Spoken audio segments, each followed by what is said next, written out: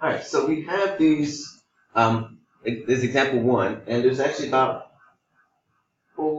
five of them, five portions of example one. And so we're going to just talk about the rules and then go from there and just work them out. This is going to be very simple, very easy. All right, if you look at the first one here, we have an exponent. So that means this is, and there's no number in front right here, the number in front. So this is the power rule. So the power rule says all we do is take the exponent, move it in front, and subtract 1 from the exponent. So we're going to do f prime, since we're talking about the derivative, f prime of x equals 6. We took it down in front. And we do x and do 6 minus 1, which is 5. So again, remember we take the exponent, move it in front, and then we subtract 1 from that exponent. So move the 6 in front, subtract 1 from 6, and then it's that. All right, now the next one deals with the pretty much everything. We have the sum and we have the difference rule right here. We have the sum rule here.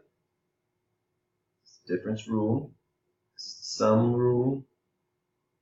We have the power rule right here. Power.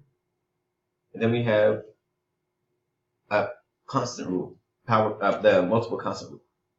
Constant multiple rule.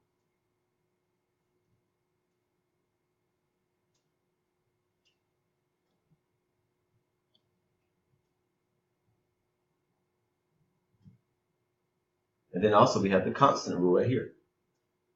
Because we're going to deal with all of each one of those rules all together. So first off, we said again for each one of these, since it's a sum and difference, all we do is take derivative of each piece, and then we do either subtraction or addition depending on the actual function that's there. So for the first part, we have the power rule. So just like we did for this first one up here, we're going to go ahead and actually take the exponent down and subtract 1 from it. So that'll be 2. And then 2 minus 1 is understood to be 1. So that's our power rule. All right, then we have the subtraction. All right, and this next one we have a constant multiple rule. And there's an understood 1 right there. So just pulling it off to the side really quickly, we have 4x to the first power. If we do the constant multiple rule, that means we leave the 4 alone. We take your exponent and move it in front. So we do times 1. And then here we have 1 minus 1. 1 minus 1 is 0, right? So anything to the 0 power is just considered 1, right? Right. So that means that's 4 times 1, which is just 4. Right? Okay. All right, so we have 4 there. And then we said the derivative of a constant is always a 0. So derivative of a constant, 2 is a constant, so that means that's going to be 0 back there. And so here, I'm going to simplify it down, so we have the final answer, 2x minus 4. So again, we take the exponent and move it in front. Here, we take this portion, move it in front, move the 1 in front there, so 4 times 1, and x to the 1 minus 1. And then all that simplifies down to 4. And then the derivative constant is 0. Okay, not bad. Okay, then when it comes to C, we're going to do the same thing again, but we have all these different rules. So we know we have the constant multiple rule here, the constant multiple rule there, constant multiple rule there, and actually right there too. So we have it all the way through. And then we have our difference rule right here. We have difference, and then we have addition, sum there. So we're going to do this. So again, remember, you keep the constant in front, and you bring the exponent down. So when we do our derivative here, we'll keep the 2. Remember, bring the 4 down. And then we subtract 1 from the exponent. And then we have the 7. We bring the 3 down and subtract 1 to give us x squared. Then there's plus 12. Bring that 2 down. Subtract 1 from it gives you 1 to the first power, sorry. And then here we have 8 times 1. And again, we have, just like we had in the last problem, we had to first power right here. And when we did that, the answer just came back as just x to the 0, which is just 1. And then the constant in the back is 0. All right, so for each one of these, we dealt with that portion, dealt with that portion, dealt with that one, and individually. And now we just simplify it down.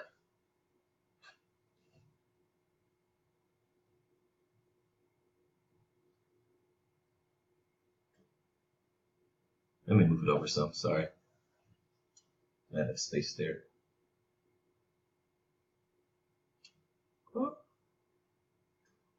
It's 8x cubed minus 21x squared plus 24x minus 8. And again, each time you take the exponent, move it down, multiply it, subtract 1 from it. And each time here you subtract 1. So if you remember things about degrees, when it comes to your derivative, it's always 1 degree less. So this had a degree of 4 because your highest exponent was 4. Now this has a degree of 3 because your highest exponent is 3. So if you remember that part, great. If not, then we'll talk about that later. We'll see it later. Okay. Now, when it comes to D, we haven't talked about multiplication because we know that's x cubed times x squared plus 5. So we haven't talked about multiplication before. So what we're going to do is go ahead and distribute this x cubed to both terms. And then we're going to do like we did up top. So here we're going to do x. Whenever you multiply numbers, or multiply exponent, whenever you're multiplying terms with the same base, you add the exponents. So that means this will be 5. This will be 5x cubed.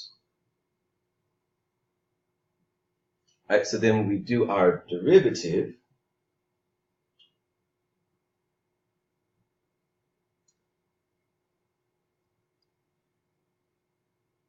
again, we'll bring the exponent down. So that's 5x squared. And then we'll bring the 3 down and do 5 times 3, which is 15, x squared. Sorry, that should be 4th right here. Sorry, my fault. Should be a 4 right there. Everything's all jumbled up now. Sorry, guys. This is our answer here.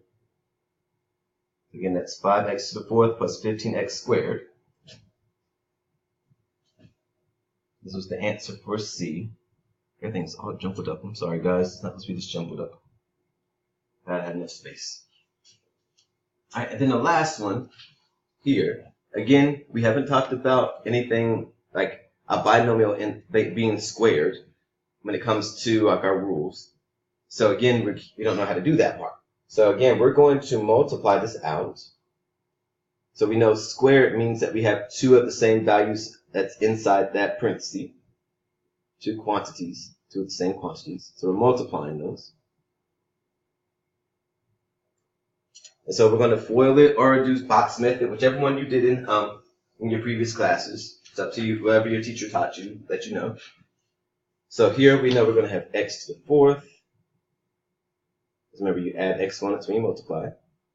Okay, and then we have 4x squared, which is 8x squared plus 16. All right, now at this point, we just go ahead and take our derivative of it, which means we're going to take the exponent, move it down.